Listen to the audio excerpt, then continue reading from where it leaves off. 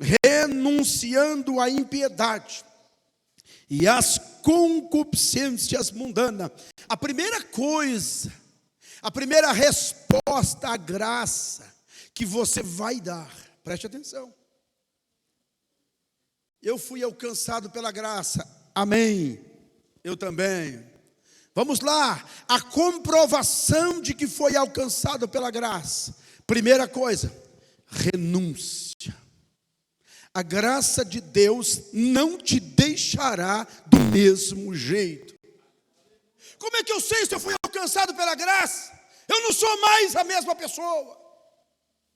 Eu não sou mais o mesmo homem. A graça vai me ensinar. Sabe o que é interessante? Não é por coação, é por instrução. Já vi um texto: quem tem ouvidos para ouvir, que ouça. Muitas pessoas têm 2 ouvidos, mas não são para ouvir a voz de Deus. Ele ouve qualquer coisa.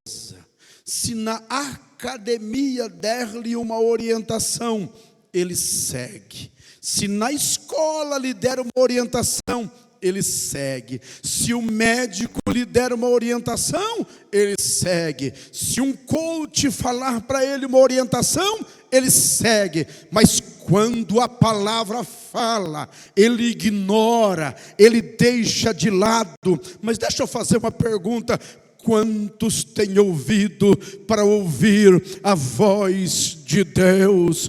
Então a sua vida não será mais a mesma. A primeira coisa que você precisa fazer é renunciar à impiedade e os desejos mundanos.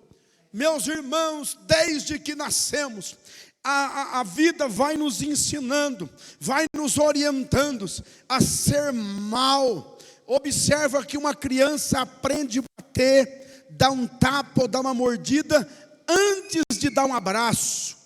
Uma criança aprende muitas vezes a xingar, a falar um palavrão com mais veemência do que dizer eu te amo.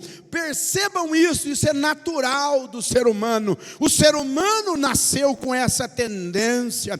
O ser humano nasceu com essa propensão para viver debaixo do jugo do pecado. Por quê? Porque a Bíblia diz que todo aquele que peca é escravo do pecado. Então o ser humano, ele quer viver dessa forma, fazendo primeiro a sua vontade, o seu querer, vivendo do seu jeito, vivendo como ele quer, como se ele fosse o autor da vida, como se ele fosse o dono da vida, como se ele tivesse o controle da vida. Ninguém tem o controle da sua vida. Ninguém pode acrescentar um segundo na vida. Ninguém pode dizer que dia vai, que hora vai. Ninguém, porque a vida está na mão de Deus. O Senhor da vida, queira você ou não, ainda Ele é o Senhor da vida, meus irmãos.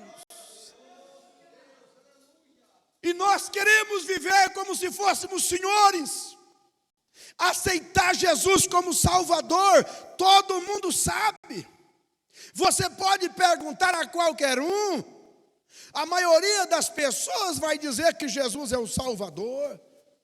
E pode até aceitá-lo como Salvador, mas a proposta do Evangelho é que você o receba como Senhor. Ele vai dominar a tua vida. Se a graça te alcançar, ela vai mudar você, ela vai transformar você. Conheço